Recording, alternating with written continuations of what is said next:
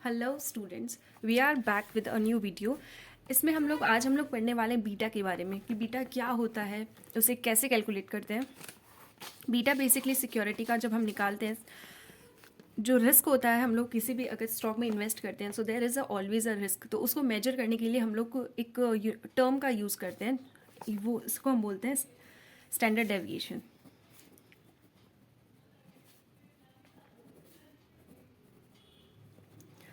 Standard deviation को हम इससे मेजर करते हैं, which we generally call beta. Standard deviation जो है ये इसको बोला जाता है टोटल रिस्क। टोटल रिस्क इसके दो पार्ट्स होते हैं, one is systematic risk and other is unsystematic risk. Systematic risk को मेजर करने के लिए हम लोग यूज़ करते हैं विच इज़ बीटा। बीटा को हम बोलते हैं सिस्टमैटिक रिस्क। तो जो सिस्टमैटिक और अनसिस्टमैटिक का डिफरेंस क्या होता है, फर्स्ट हम वो देख लेते हैं। सिस्टमैटिक रिस्क का मतलब होता है जो रिस्क हम लोग कभी भी एलिमिनेट नहीं कर सकते। कोई भी कंपनी जिस रिस्क को एलिमिनेट नहीं कर सकती उसे हम बोलते हैं systematic risk, which is not in control of the company. Unsystematic risk जो होता है वो कंट्रोल में होता है कंपनी के, उसे कंपनी एलिमिनेट कर सकती है by using various factors. Systematic risk basically country related या स्पेसिफिक रिस्क होता है, एंड ये जो होता है अनसिस्टमैटिक रिस्क वो कंपनी रिलेटेड रिस्क होता है। तो ये डिफर करता है कंपनी टू कंपनी। क्या होगा, नॉन डाइवर्सिफिएबल रिस्क होता है हमारा सिस्टमैटिक रिस्क, मतलब जिसे हम कम नहीं कर सकते हैं। एंड जो अनसिस्टमैटिक रिस्क है वो डाइवर्सिफिएबल रिस्क होता है। ऑब्वियसली हम सिस्टमैटिक रिस्क को अवॉइड नहीं कर सकते एंड अनसिस्टमैटिक रिस्क को अवॉइड कर सकते हैं। एग्जाम्पल है terrorist strikes, surgical strike, political unstability, interest RBI policy, inflation, मतलब जो सबको अफेक्ट करने वाली है, जो ओवरऑल जिसको हम लोग अवॉइड नहीं कर सकते। लेकिन जैसे लेबर स्ट्राइक हो गया विच इज़ कंपनी बेस्ड, तो कंपनी इसे अवॉइड कर सकती है by giving them incentives, by giving so many things. तो कंपनी बेस्ड जो होता है वो हो गया जैसे labour strikes, Jet Airways delay salary payment to employees, तो ये कंपनी बेस्ड होता है। I hope you all clear with the systematic and systematic. तो हम सिस्टमैटिक रिस्क को मेजर कर सकते हैं with the help of calculating beta. अब बीटा जो कैलकुलेट करने का, मार्केट का beta will always be one. Market का हम लोग जो रिस्क मानते हैं वो हमेशा अज्यूम करते हैं वन है, लेकिन सिक्योरिटी का जो है हम उसे कैसे निकालेंगे। सिक्योरिटी का जो हम लोग यहाँ पर बीटा निकालने के लिए, तो ऑलवेज ऐसा अज्यूम किया जाता है कि अगर बीटा हायर है that means risk is high, where beta is lower risk is lower.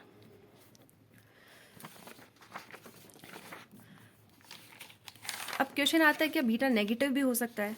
तो येस, बीटा जो है वो नेगेटिव भी हो सकता है, but it is highly unlikely in case of stock market shares. Stock market में ये बहुत अनलाइकली होता है कि हमारा बीटा जो है वो जीरो हो जाए, बिकॉज कॉन्सेप्ट के हिसाब से सेंसेक्स जब बढ़ता है तो शेयर की प्राइस बढ़ती है, सेंसेक्स कम होता है तो शेयर की प्राइस कम होती है। तो बीटा जो है वो बहुत ही कम केसेस में स्टॉक मार्केट के अंदर जो है वो जीरो होता है, हाईली अनलाइकली है। लेकिन जो रिस्क फ्री सिक्योरिटीज़ है उनका बीटा ऑलवेज जीरो होता है। तो रिस्क फ्री सिक्योरिटीज़ जो होती हैं लाइक गवर्नमेंट बॉन्ड्स वगैरह,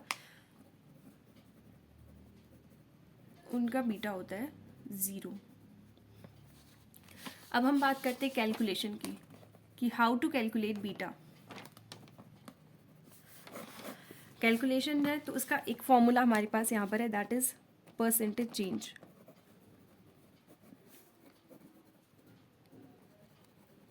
पास एक सिक्योरिटी का 2 साल का डेटा दे रखा है तभी हम इस फॉर्मूले को यूज़ कर सकते हैं। मोर देन 2 ईयर्स के लिए हमें दूसरा मेथड अडॉप्ट करना पड़ता है। तो अगर सपोज हमारे पास ए सिक्योरिटी का हमारे पास यहाँ पर दे रखा है मार्केट और ए limited,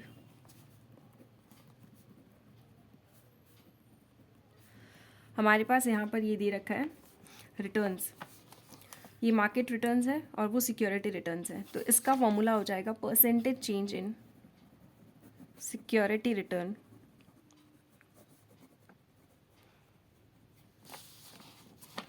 divide by percentage change in market return.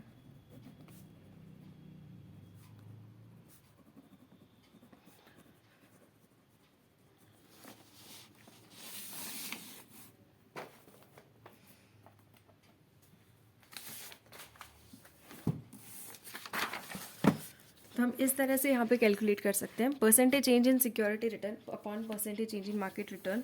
जब हम इसे कैलकुलेट करेंगे तो हमारे पास यहाँ पर आ जाएगा 18 minus 16 upon 13 minus 12 which is 2 times. So इस तरह से हम लोग यहाँ पर कैलकुलेट कर सकते हैं अपने बीटा को। So beta will always come in times.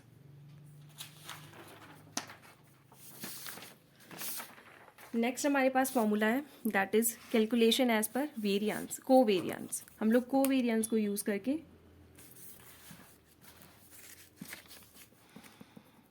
Beta की कैलकुलेशन करेंगे।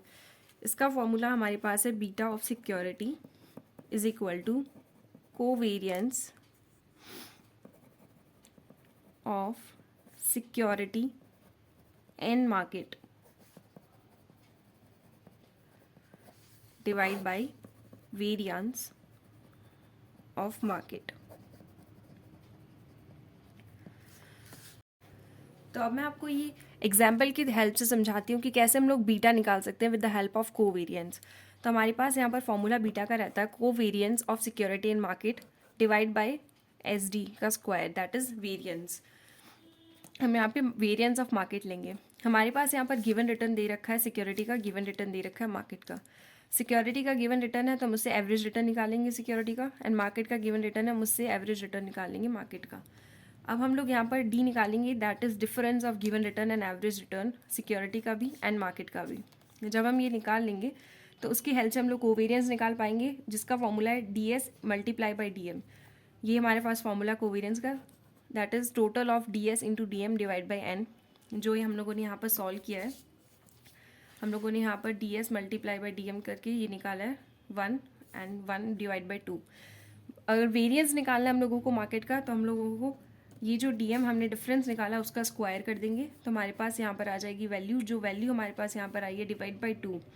एस डी होता है हमारे पास अंडर रूट ऑफ वेरिएंस। तो हम लोगों ने यहाँ पर एस डी निकाला और हम लोगों को यहाँ पर वेरिएंस चाहिए तो हम लोगों ने वापस स्क्वायर करके वेरिएंस निकाल लिया है, और वेरिएंस को जब हमने पुट किया तो will got the beta of 2 times.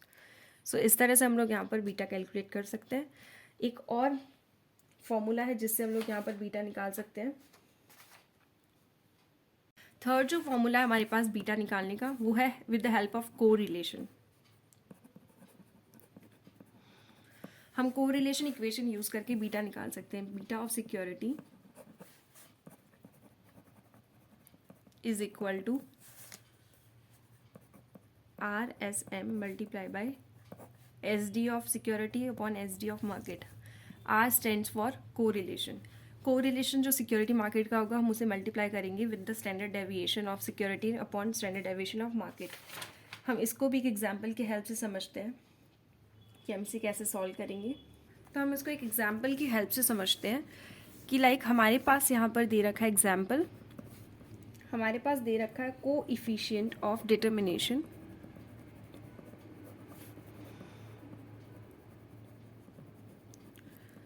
जो कि हमारे पास है 0.3025,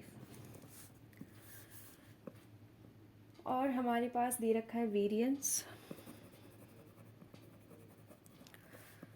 92.16। This is variance of security. Variance of market is 57.76। तो ये हमारे पास गिवन है। हम लोगों को इससे निकालना है बीटा ऑफ सिक्योरिटी। तो बीटा ऑफ सिक्योरिटी निकालने के लिए ये जो कोएफिशिएंट ऑफ डिटर्मिनेशन है जिसको हम बोलते हैं आर स्क्वायर, तो हम लोगों को निकालना है, हम लोगों को चाहिए कोरिलेशन। तो हम लोग इसको क्या करेंगे, अंडर रूट कर देंगे। तो हमारे पास 0.55 हमारे पास आ गया correlation. Correlation of security with market is equal to 0.55। Beta of security कितना है,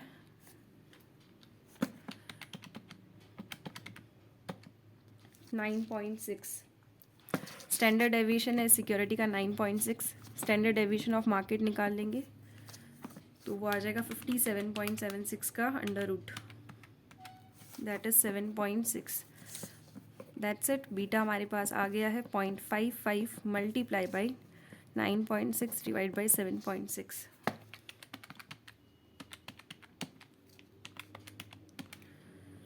तो हमारे पास इसका बीटा आ चुका है 0.695 टाइम्स। तो बस इसी तरह से हम लोगों को बीटा निकालना है। तो ये 3 हमने आज मेथड्स पढ़े हैं बीटा निकालने के लिए, जिसमें से पहला मेथड था परसेंटेज चेंज फॉर्मूला, जहाँ पर हम लोगों ने percentage change in security return upon percentage change in market return निकाला। ये रहा percentage change in security return upon percentage change in market return. Second जो हम लोगों ने यहाँ पे फॉर्मूला यूज़ किया दैट इज़ कोवेरियंस, हम लोगों ने जो है सिक्योरिटी मार्केट का divide by knee time square using covariance. And third जो हमारे पास है को रिलेशन को यूज़ करके हमने निकाला दैट इज़ को relation of security market multiply by standard deviation of security divide by standard deviation of market. तो इस तरह से हम लोग यहाँ पर सिस्टमैटिक रिस्क को कैलकुलेट कर सकते हैं। आई होप आप लोगों को ठीक से समझ आया हो, और कोई भी डाउट हो तो आप कमेंट सेक्शन में पूछ सकते हैं। Till then see you in next video. Thank you.